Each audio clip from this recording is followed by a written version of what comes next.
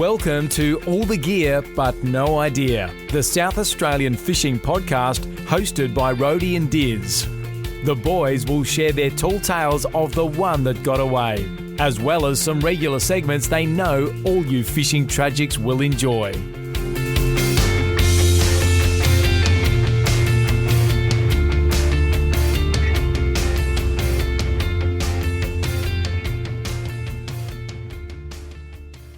G'day guys and welcome to episode 88 of All the Gear But No Idea, the South Australian fishing podcast. Rhodey, good to be here with you, mate.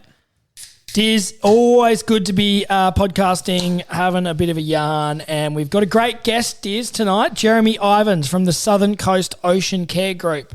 So he's a Port Macdonald local, he's a lobster fisherman, and he's now a committee member who's fighting the good fight, Diz, to stop this proposed offshore wind turbines down in the southeast. Yeah, it's a great chat today's episode with Jeremy.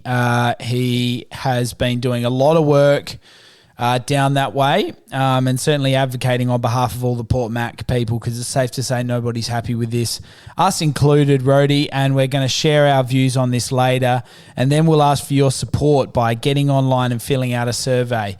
But before we do that, Rhodey, we are, of course, going to get through some of our regular segments. Let's kick us off with the oranges and lemons. Rhodey, I'll let you start with the orange. Diz, we got out fishing. When was that? That was not this weekend, just gone, the one before that. And we didn't smash it, but we'll touch on that in a minute. We did a bit of whiting fishing. You also just dropped on me that we had to move about 12 tonne of concrete. Yeah. But anyway, we did get out. We did get out and do a bit of whiting fishing over the weekend, and it was really good to catch a good sized snapper, Diz. Yeah, it was a real good size snapper, that. For that sort of whiting ground, it would have been, 4 or 5 kilo snapper? Yeah, it was a good fish. We've caught a few there, particularly over the last couple of years. Ever since they're not around, pretty much. Ever since they don't exist. But that's comfortably the best fish we've caught there, Rhodey. Very, very good size. So I'll roll us straight into my orange, mate. It's great to have the power back on the winners list. Dizzy it is, and, we don't want to make this a footy podcast again because we've threatened to do that a few times. But it's amazing how often Port gets into either our oranges or our lemons. If it's not Port, it's the weather. But yes, it's certainly better that they're an orange than a lemon. Yeah, no, I agree. But a good weekend. Last weekend had a bit of work on whatever, but good to get out, have a couple of beers, watch the footy, Sunday Arvo. You love that sort of stuff on the weekend. So very good, Rhodey. And I might even just roll that in to my lemon, which was unfortunately losing the inaugural Yorke Peninsula whiting comp. So we were challenged by a good friend of the show, Goody. She's got an amazing YouTube and Instagram page. She does a wonderful job. Wreckfish committee member, of course, as well. And challenged us to a Yorke Peninsula fish-off because she knew we were over there, and she comfortably won. She did. So Kristin Goodchild, if you want to know a bit more about her, tune into episode 80, but you don't want to dwell on her too much because she did pants us. Oh, she got what was it, 51 centimetres? Yeah, she got a 51 centimetre. I think our best went 40, Rhodey. And we knew we were probably up against it when her first Instagram story was, I think it was the Yorktown pub. Yeah. So we knew she was going down the bottom end. Yeah. So maybe had access to bigger fish. Yeah. We're going to jump on that story and stick by it anyway. Yeah. We will. Rhodey, what's your lemon be, mate? Diz, look, we've been trying to be pretty good on the socials, do some videos, do some Facebook posts, some reels on the Instagram, all of that.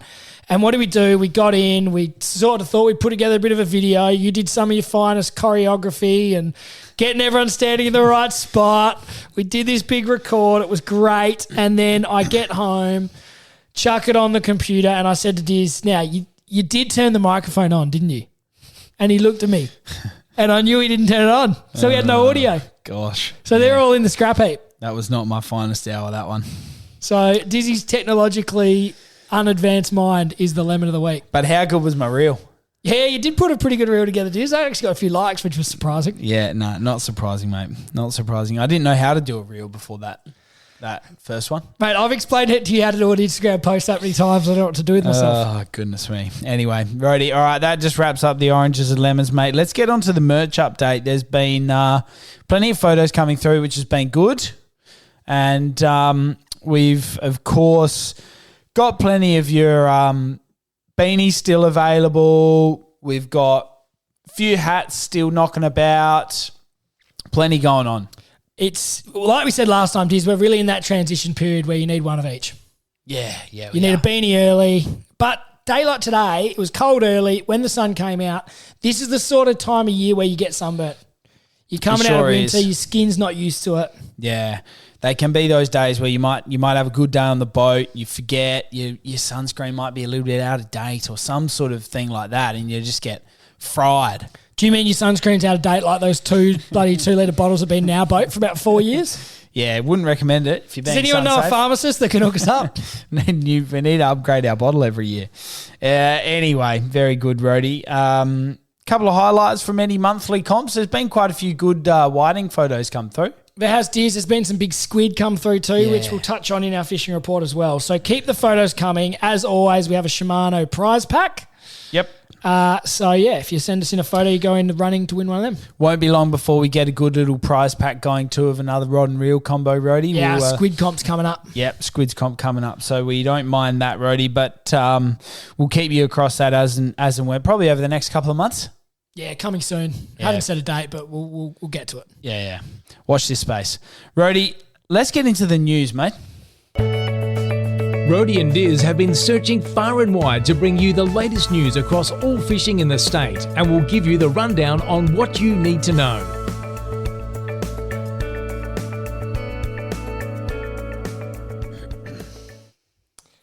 Dizzy, plenty to talk about here in the news segment today, and we're going to start down at the West Beach boat ramp. I don't know whether you're across this one, Diz. Yeah, well, had a bit of a read. So, of course, there's some planned upgrades happening. Is that right? Yeah, not quite, Diz. I'm not sure you did read this one, but you tried to cover yourself up. But the International Laser Class Association World Championship Regatta is coming to Adelaide, Diz. That's an upgrade. Anyway, this just shows who does the research on this podcast, guys. But basically, the West Beach Parks boat ramp will be closed to the public from January 1 to 8 and January 24 to February 11, 2024 in order to host the events.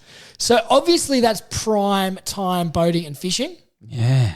And I get both sides of the argument here. They want to bring events to Adelaide. They want to do this sort of thing. Where are you going to launch? But it makes it hard.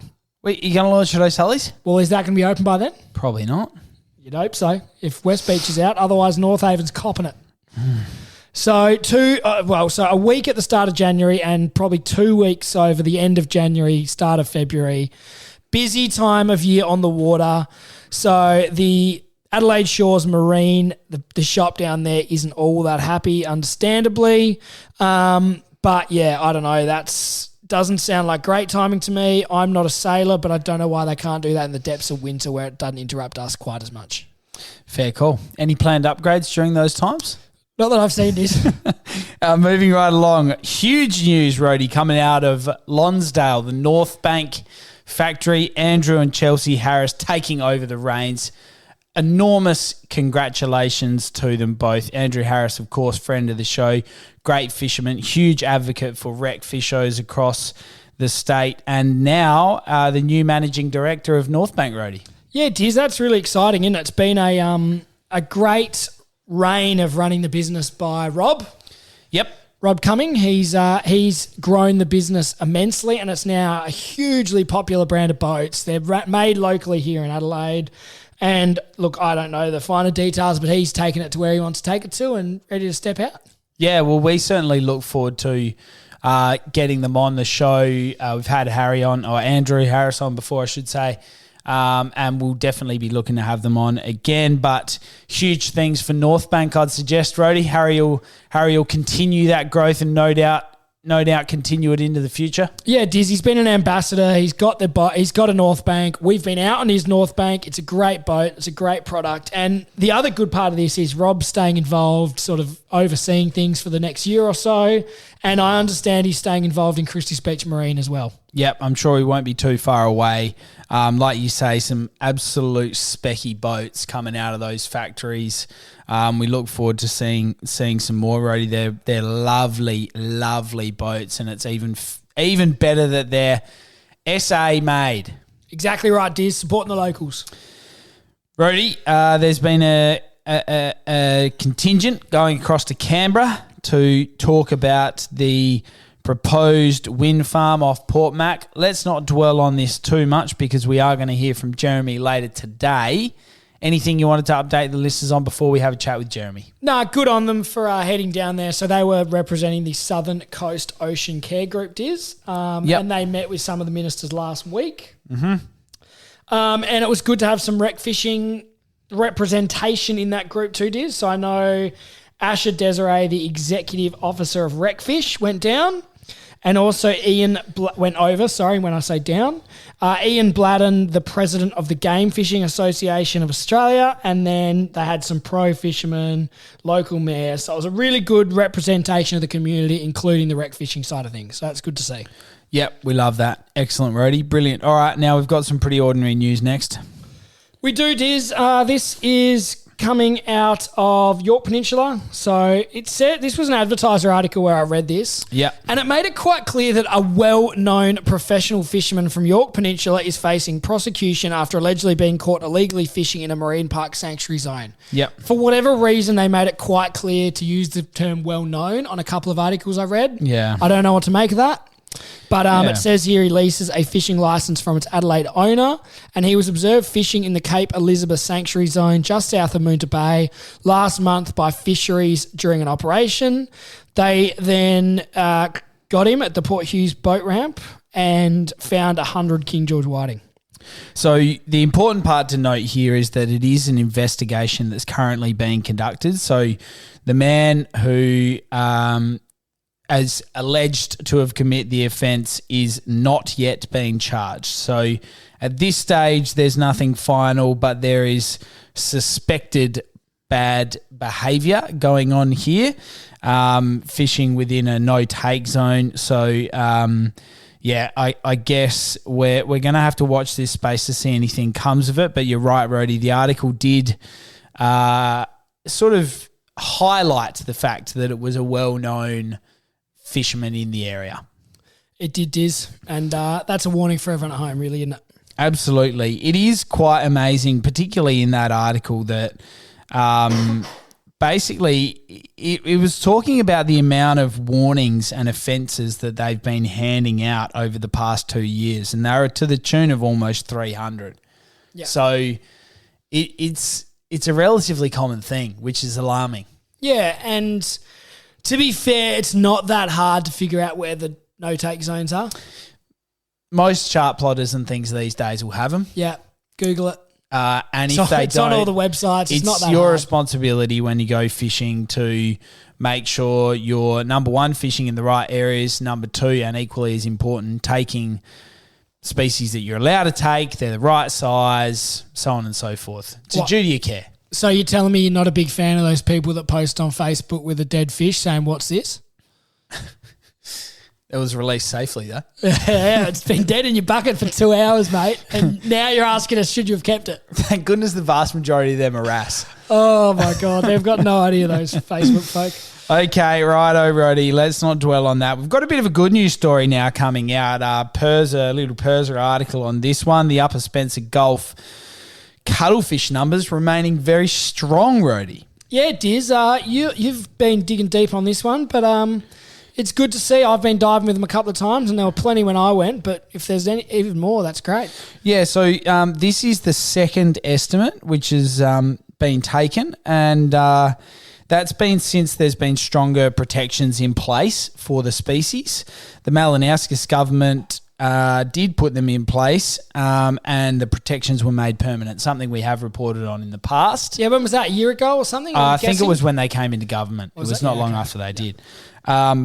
But, yeah, there's been just really good numbers, basically.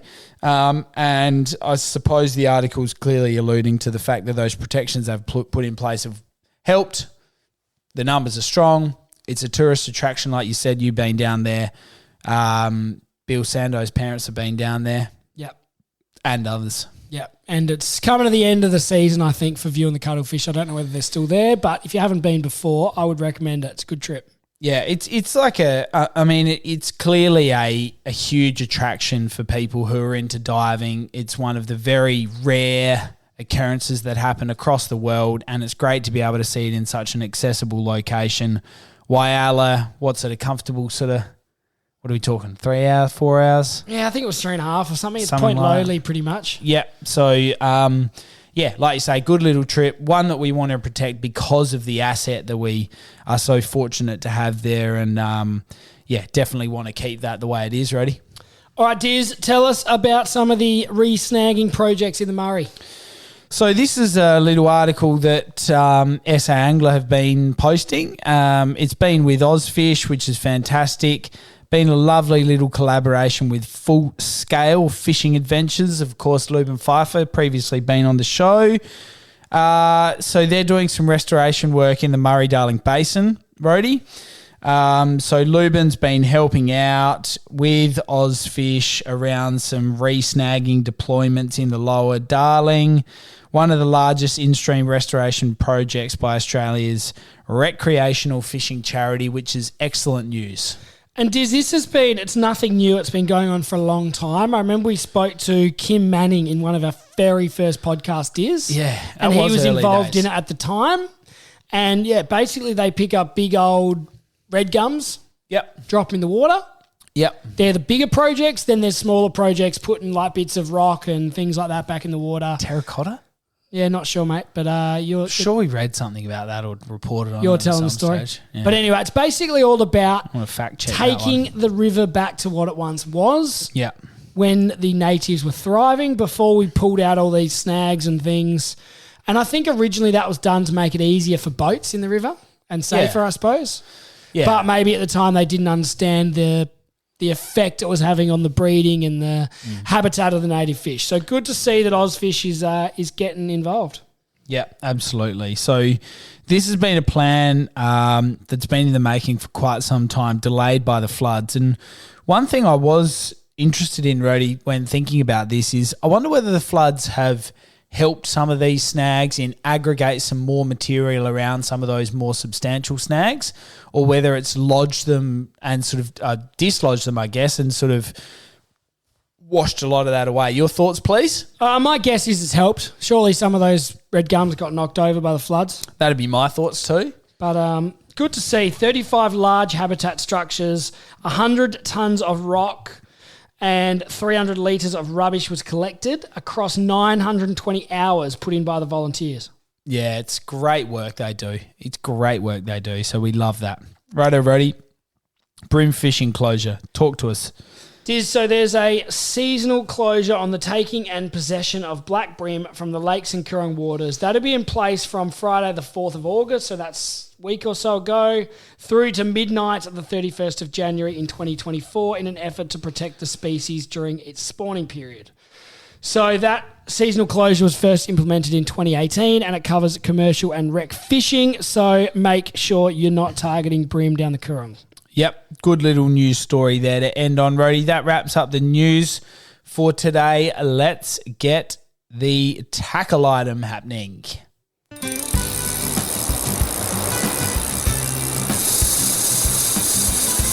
Now it's time for Rhodey and Diz to really show you what it means to have all the gear with a lot of idea as they review a tackle item of the week.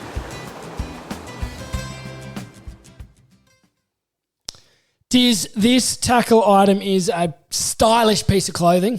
Questionable. I've been wearing it. Come a bit close to the microphone if you're going to make rude Questionable. comments. I just one from the back blocks there. Anyway, this was actually a birthday present, Diz, from Jack and Ella and Ash, my sisters, and Ella's partner Jack, who his family all has this item as well. You're sort of part of adjoining families. No, anyway, this is it's the Toughma International from Geelong is the company. It's the Tough 110 warm jacket.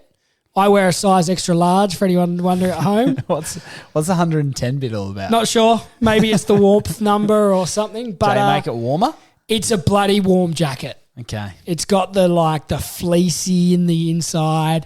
The bit I like, it's waterproof, obviously. It's a nice blue colour, Diz. Yeah. One of the good features is the neoprene inner sleeves. Okay. I know you saw them and you're a bit jealous. Yeah, okay. So inside the sort of outer rainproof layer is a neoprene that comes up and keeps water out from going in your sleeve. Oh, yeah. That's a good feature. Yep. Internal pockets, hood, the whole works. Yeah. And we posted a picture of, I think it was the snapper picture we put up the other week. And a few other people commented saying they're the best jackets going around. Yeah, no, good jackets. They look good. Yeah, they're stylish too. Yeah. What do you think about the hood? Oh, I did make a rude comment about the hood when we were out fishing, that hoods are overrated on fishing jackets. Yeah. When it was flapping around as we were motoring away. But, geez, you want the hood there when the wind's just coming. When you're sort of standing behind the wind. When you're standing there fishing, the hood's good. Yeah. Hoods don't work that well when you're moving. Yeah. But no, very nice jacket, mate. Very nice. We love that for the winter whiting. So you just throw that on over the top of your waders, do you? Yeah, pretty much. Maybe a hoodie. But I did say the other day I was hot.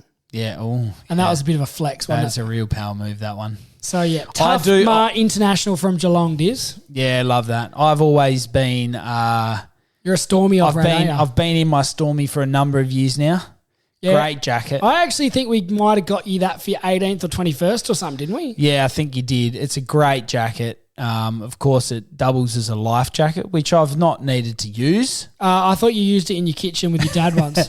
that was definitely not my fault. We blame Dave on that. Testing. But, yeah, lovely jackets as well. Look, long and short of it is, both those jackets, certainly very expensive pieces of gear, but they've paid themselves in dividends, mate. Well, I think it's when you pay the good quality for the good gear and it lasts you 10 or 20 years. Yeah. If it costs you $200, that's $20 a year. Yeah.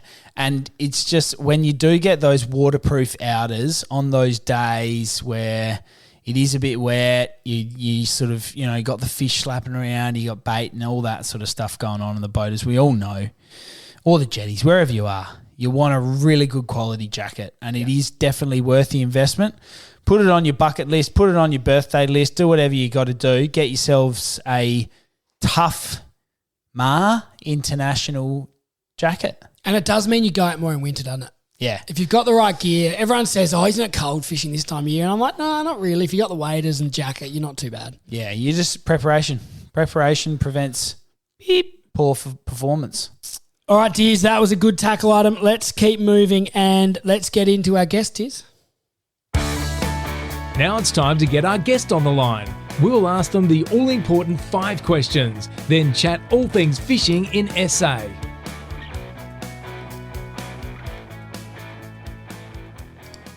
Righto, Rody. Very lucky to be joined by Jeremy Ievins, who is Southern Coast Care Ocean Care Group committee member, fishing and the community representative. And Jeremy, it is fantastic to have you on the show. You've been very busy. Thank you very much for joining us.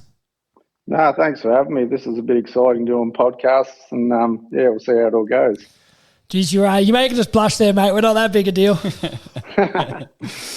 All right, we're going to get into the wind farm proposal in the southeast, and we know you've been over to Canberra for some big meetings recently. But before we get into that, we ask all our guests 5 big questions, and the first one is tell us about your best fish. But I think we're going to make an exception here, Diz, and we're going to say you're a pro lobster fisherman.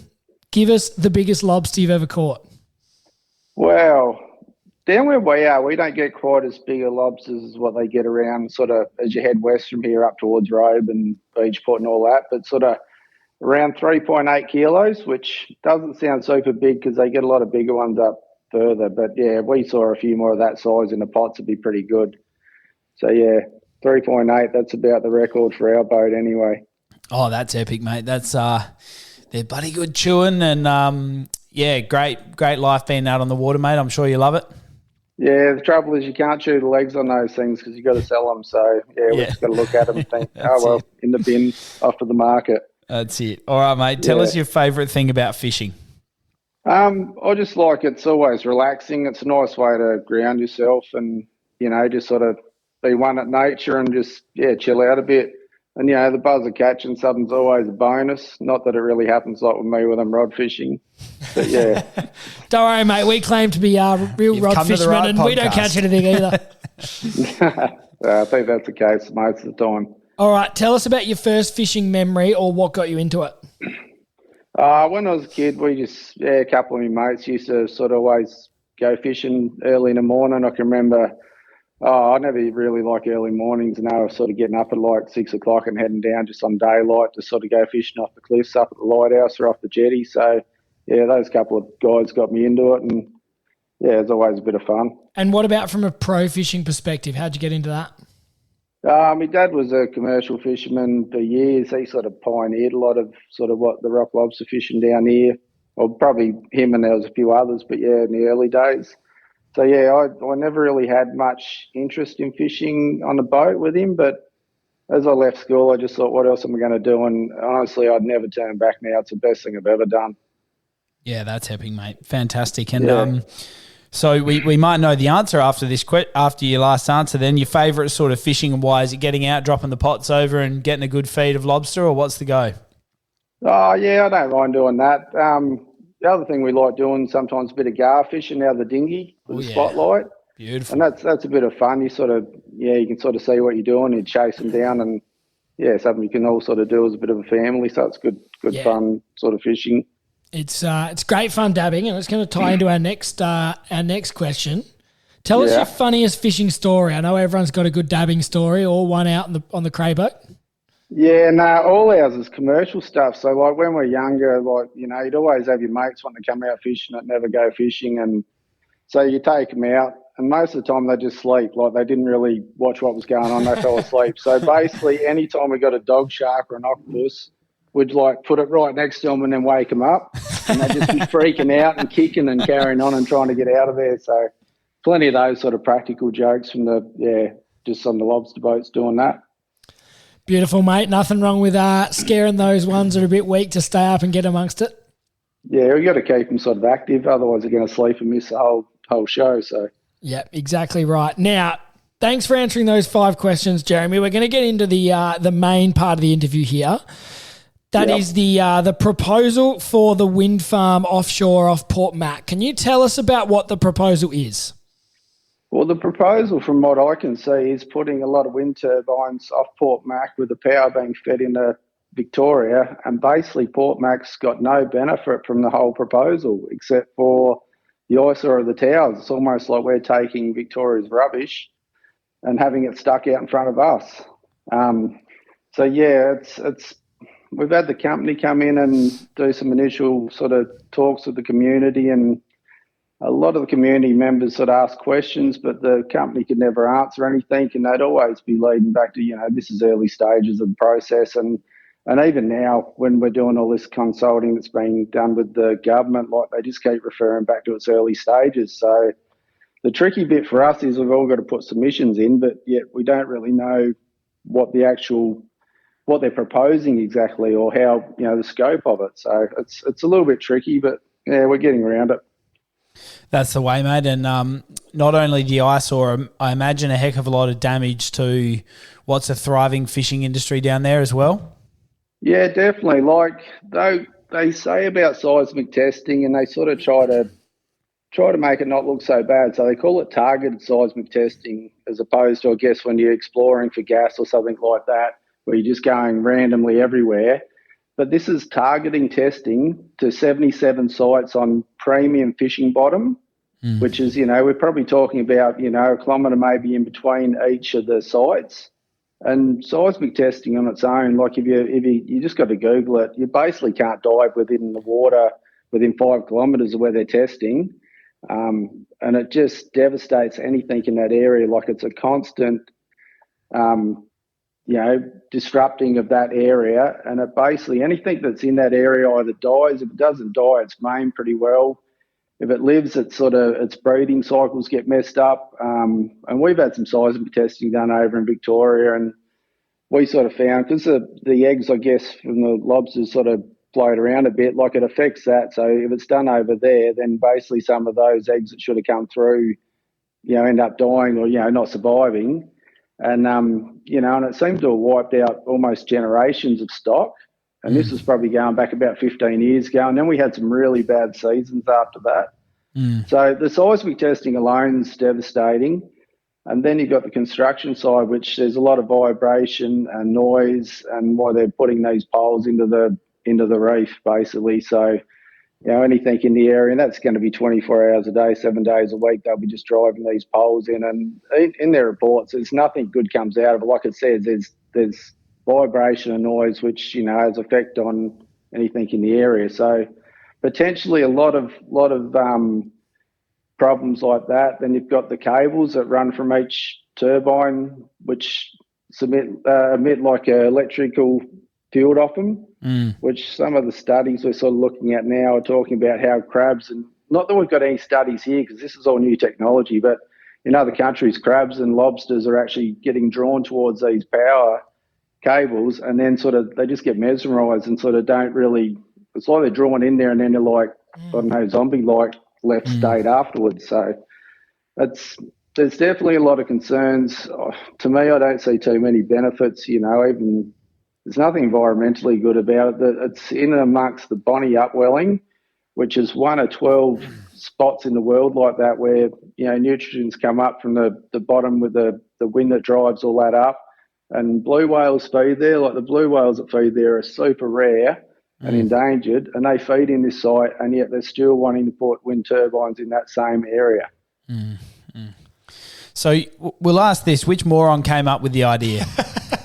I don't. Look, it doesn't pass like the pub test, does it? Like it definitely most people doesn't. would look at it and go, how does this even make sense? Who's paying for it? Like, are we going to pay for it in our power bills? Are we just... dearer power, taxes, who knows where this gets paid for. And the maintenance on these things, like, because it's all offshore, they're going to have to, invent a fleet of boats that are going to go out there to, that run off fossil fuel to maintain them. And go service them. In, pretty ugly weather in the middle of winter down in Port Mac too. So they're going to have to be pretty serious boats to do all the maintenance too. Yeah, to be honest, and they would have to come from Portland because I think the size of the boats they'll be using will be bigger than anything that can be in our harbour. So, they've basically got 100 kilometres to come down if there's an issue. You have a steamer run into one and it's knocked down. I don't know.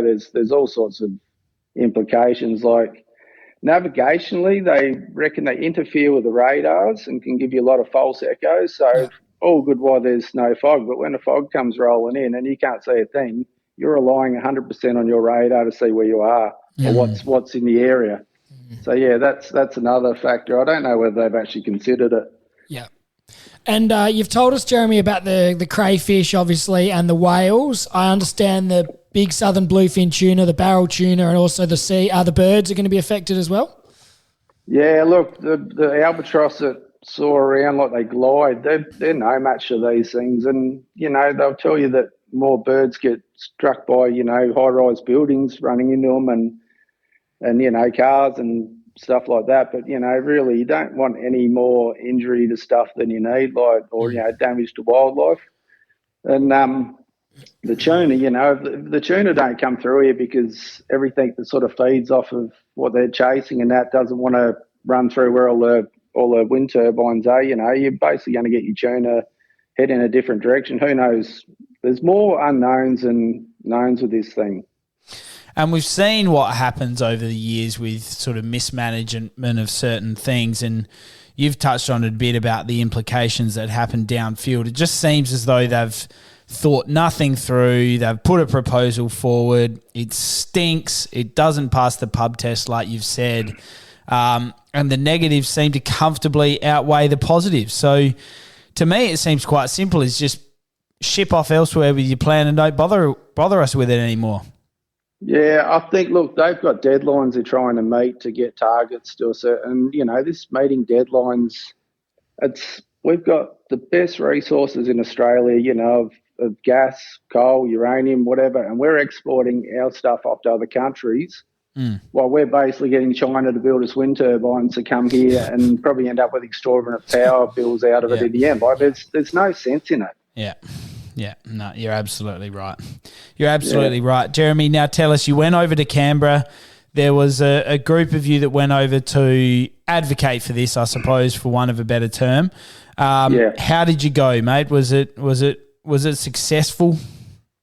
I think it was reasonably successful. I'd almost say the group we took was a pretty good cross-section of the community, with fishing. We took the mayor, like the mayor of the District Council of Grant. She came over, which was great, like to have her having to go all the way to Canberra to talk to, Mr. Bowen about why we shouldn't have him here, I think is a big thing. And it probably shows him that, this cross-section of people is coming to my office. And obviously there's a little bit of an issue here, which I think they may have just overseen, that a lot of the site maps and stuff didn't have Port Macdonald even on them. So I don't know if they've had some bad information. But the meeting seemed to go well. He basically said he doesn't want to replace old jobs with new jobs, which is what we're concerned about. We've got plenty of work down here. We can't even fill positions as it is sometimes. So we don't need to sort of wipe out a working or employment sort of down this way at all for just a new industry that's going to come in. And you go. Yeah, you're right. Go ahead. I was just going to say, like, the group, as you say, it encompassed such a wide variety of different, industries that go on in Port Mac. You got your crayfishing, you got your recreational fishing that brings all us down there, spending money in your servos and your pubs, the environment. It does just cover such a wide part of the town, doesn't it? Yeah, no, it does. And it was good to have that sort of representation there. I think the minister had a little bit of, like, it almost felt like he visited Port Mac when we were all in there. We sort of give him a bit of a day in the life of what goes on. And, I get these blokes sit behind desks and probably have no idea what it's like to be on a boat. To explain how our operation works. And it's not just the fishing, it's environmental stuff, which is a real concern, because when you got places like the Bonnie Upwelling, which is recognised on government documents, and they're wanting us to tell them about it, which doesn't sit right either. They should know that those areas are in that place, in the zone. Yeah, you're right. I mean, you tend to uncover certain things, like you've mentioned, when really they don't understand the implications that some of these sorts of things are going to have on real people in the real world who are living, breathing it, doing it every single day, while they sit behind a desk getting advised by somebody who really knows nothing about it. Well, that's the whole thing. I mean, these guys deal with that that's their department, is, climate change, environment, energy, water, whatever else is in their abbreviation. Like, they should know what is in our ocean, or those special sort of places like that. The effects of probably dropping something like a wind turbine in the ocean, what impacts that's going to have to the ecosystem. But it's like they don't. They've got an agenda and they just want to run with it. And I'm just hoping they sort of listen to a lot of the submissions that people are sending, because as far as I can see, when we did the online consulting sessions, there was about 1,700 submissions already, which I don't think is a lot for when it's Port Macdonald, you've got Warrnambool and Portland. It should have been a bit higher, but they still said those numbers are quite high when compared to the Hunter and the Gippsland one. Now, Jeremy, I know they did some community drop-in sessions. I assume you were probably involved in them in the last few weeks. They were pretty poor, I understand. They didn't have a lot of answers or a lot to contribute. Are you talking about the online ones or the ones that No, the ones where they did down at the footy club or something down in Port Mac? Yeah, look, I was away for when those were on, but I did have a lot of communication between people that went. The Mount Gambier one, so how they basically run it is they'll have a bunch of desks and they'll sit behind the desks. So there's 100 people there. You're basically talking one-on-one to a person at a desk. There might be 5 people sitting around listening, waiting to ask a question. But if you've got a valid question and they can't answer it, the whole room can't hear that. They're just talking to you like one-on-one.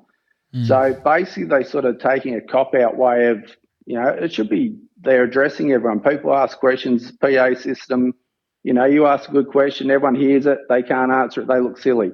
Yeah. But they're not. They're taking the easy way out. But when they come to Port Mac, the football club was apparently absolutely full. And, they had to use a PA system to address everyone, and it didn't really work that well either. Oh, well, that's good that you put them on notice, mate. Now, I did want to touch, because you've mentioned it, the survey. It's a really critical piece to the puzzle here, isn't it? Because we need to be collating as much feedback as possible, because that's going to be very instrumental about the decision. Is that right? Yeah, this is probably the most important thing that people get on there, do the survey, because it's the only bit of information the government's going to take on board when they make their decision on declaring the area a zone. So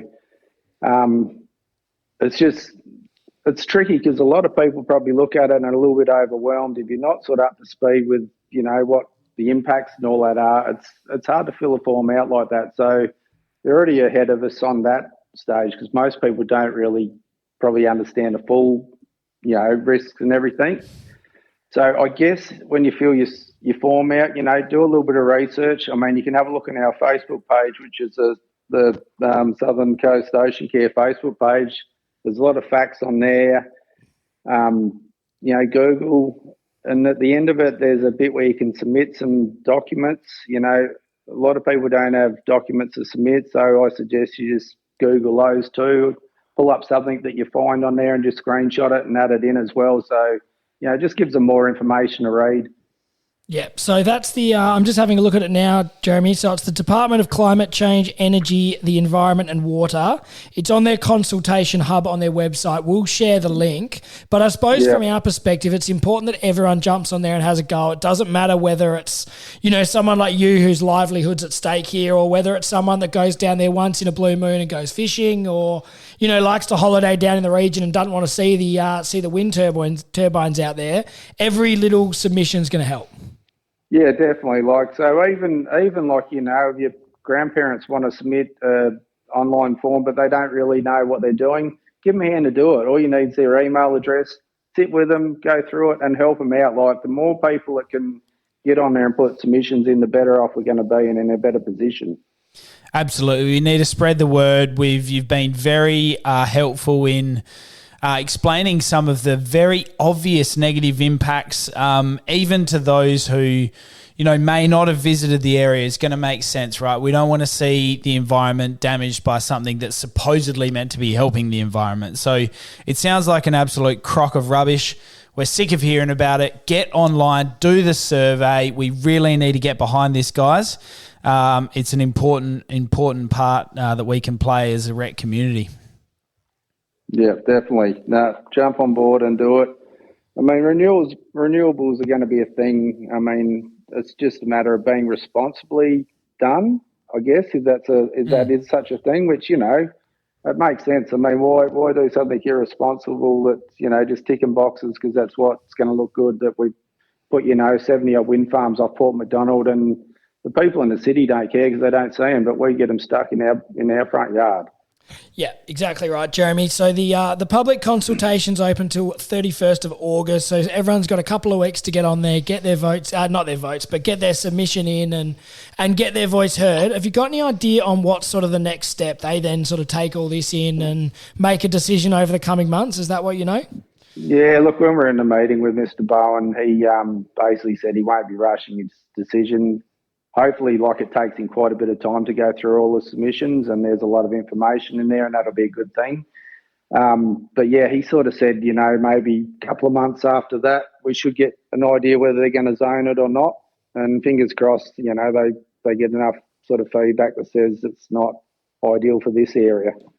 All right, well, me and Dizzy are going to go home, get all our family members, grab their emails, jump on, put heaps of submissions in. So we'll do our bit, but we need all the listeners to jump on and do it as well. Yeah, no, that sounds excellent. Jeremy, thank you very much for coming on the show. Really appreciate your time. Thanks for giving us a bit of a rundown of everything that's happened to date, and we'll certainly be keeping the listeners across everything that's happening next from here, mate.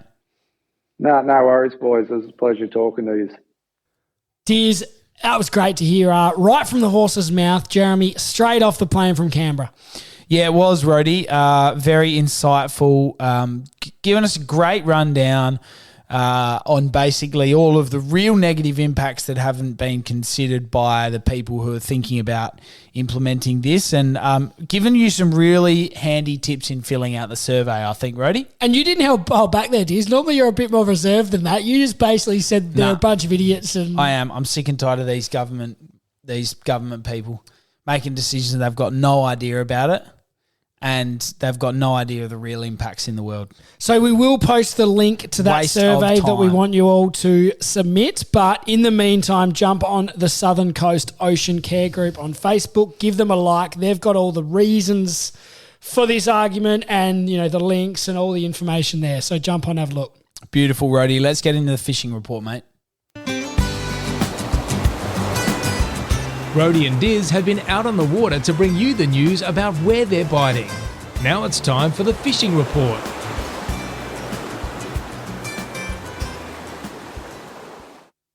Rhodey, Goody absolutely smashed us in the whiting comp. So Yorke Peninsula, little inaugural whiting comp we had with Goody was a great weekend's fishing. We had a wonderful time, mate, and we were sort of doing our fishing around the Ardrossan area. Got onto a couple of nice fish day one, but they were small. Goody sent us a photo of a 51 centimetre, and we thought, oh, geez, that's not good.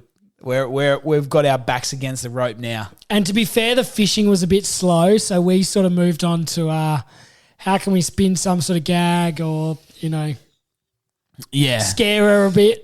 Yeah, we came up with some pretty ordinary jokes. Line two of them up on the brag mat, put my knee in front of one of them. Yeah, we weren't doing our best work. We did get a couple of bigger ones. We got like a 40 and a 42, I think, the next day. Yeah, I think look, to be honest, unless an absolute horse was coming over the side, we knew we were up against it at that point. So I think we put one on the ruler that went over it, and I think that ruler ends at about 41, 42. So and it was good fish. The fishing wasn't hot. I think we only got 8 on the Sunday. Was that right?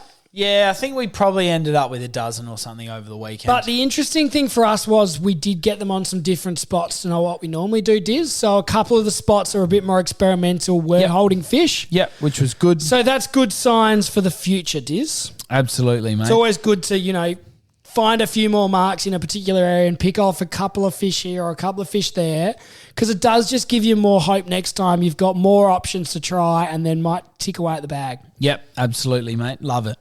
All right, there's been some big squid caught, some big hoods, as they say. Ollie squidding, Team Hardcore Yorks had some great footage, I thought, right? Yeah, they were bait collecting, they said. But a couple of them were bigger than bait, I thought. Yeah, absolutely. And they were doing that metro too. Some real good metro. Actually, no, these were off the Cape with Jordan, weren't they? He was down at the Cape. Jordan Saliba, I think, was at Cape Jarvis, and that was timely because that was just after we'd spoken on the podcast about the possibility that jetty might not be in action for much longer with the Sea-Link stuff going on. Yeah, so that was good. So some really good hoods being caught, some of them topping some big numbers, Rhodey. Yeah, Diz, they were big squid. It's that time of year, sort of second half of winter where they are really big. Absolutely. Rhodey, down the southeast, Jeremy Ievins' neck of the woods, they're getting small tuna, plenty of small tuna down there, still scattered around, certainly hoping that the big 100 kilo plus models come back to play in a big way. Soon, everyone's waiting with bated breath. Of course, they are firing over in... Well, firing might be a loose way to describe it, but there's been fish caught in Portland. Rhodey? Yeah, Diz, there has been some nice fish caught across the border. I think the real steel... Yeah, Steely got one. Caught one using a troll so hard lure. Yeah, no surprise. Troll so hard lure's doing the absolute damage there. An 8.5 inch UV red bait did the damage. Caught and released, so back out there to fight another day. Steely got his lovely 2050 Super Cab down there, did the damage. He's catching some fish, that guy, isn't he? And they released that one, did they, Diz? Was that right? Yeah, it was, mate. It was catch and release, so that was good. Rhodey, we've got the Murray cod season now officially closed. That won't be open again now until 1 January 2024. So this is their breeding season, gives them a bit of a break in the river. Of course, you still can target them in the resis, and we've talked about it on previous episodes now, the change of those rules where you can, of course, remove the fish quickly from the water before releasing it safely back. You can, Diz, and that's going to make things a lot easier for everyone, isn't it? It certainly will. I mean, we've had times down there where we've got them at Happy Valley where when you get them on the rocks there, it's just a bit awkward. Yeah, it is, isn't it? So especially like if you are, you do have a fish that's hooked and you want to be able to get it out to sort of quickly release that hook from their mouth so that you can get it back. Sometimes when you can pull the fish from the water, you end up doing that a bit quicker. And then that's better for the fish too. So it's easier for us, better for the fish, and probably makes it a bit easy to get a little snap. Yeah, absolutely. Rhodey, the salmon are still kicking around the southern postcodes. Christie's, Port Noarlunga, still getting some small fish, but some of those bigger ones still knocking about. I'm hearing pillies are doing the damage. Yep, okay. You're the local down there, mate. You know. Yeah. So, if you're doing it, make sure you throw into the bag a bit of bait, get the pillies going, make sure you've got your metal slugs as well, because if you get onto a school of them, you want to be able to flick them, get them out there quickly and make some hay. And obviously there's always big salmon this time of year on the West Coast. Yeah, absolutely. Jamie had a few photos up of his... He's catching some good ones over there, Jamie Crawford. Yeah, on the lovely T-curve. How good's that rod look? Oh, it does. And he's someone like, we've never done a lot of salmon fishing. We've done bits and pieces over the years, but not something we'd say we're diehards at. But his photos make me think I could love doing it if you lived over there. Oh, yeah, absolutely. Like through those national parks where you're allowed to go in, sight cast them. Oh, it'd be epic. Remember when we went over there? A bit of a side story here. When we went over there, we went through the national park, had both our partners who were heavily pregnant at the time. Didn't love those rocky roads. Nah, there was a little bit of talk of some premature labour kicking in when we were taking a few wrong turns and going over some corrugations. We weren't exactly in the good books. Nasty. All right. That finishes up the fishing report, Rhodey. It's been a good episode. Jeremy Ievins had some great insights. Make sure you get on there and do the survey. We can't say that enough. We can't urge you enough to go on and have your say. Huge negative impacts for the area that we really don't want to see. So the survey is going to be how we make sure the decision makers don't do something that is, in our view, very foolish. That's it, Diz. So make sure you follow the link, do the survey, and really get behind it. You can follow us on Facebook, Instagram. You'll see all of you'll see our reels.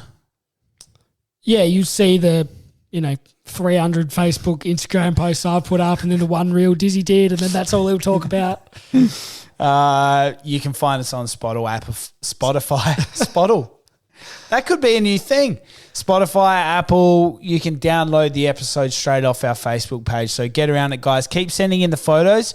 Like we said, there's going to be a squid combo coming out soon. So follow along to see when that gets announced. It's going to be an epic prize once again. Shimano top quality gear we know and love. And Diz, we're having a Cooper Sparkling Ale tonight, and this might be the last time we have a heavier beer because you've slurred your words a couple of times now. Loose call. What was that Spotify Apple podcast? You couldn't put it together. We're not getting any... you thought we're not having the 9%ers, are we? You thought the sailing comp was boat repairs, or I don't know where you were going with that. I still think there might be some repairs thrown in there when it's closed down for a week. Anyway, all right. Thanks for listening. Thanks to Jeremy for coming on, and thanks for Dizzy to keeping it together only just. See ya. Rhodey and Diz hope you enjoyed today's episode of All the Gear But No Idea. Keep up to date by liking and sharing us on Facebook and Instagram, and you can subscribe on all the major podcast platforms. Until next time, good luck fishing.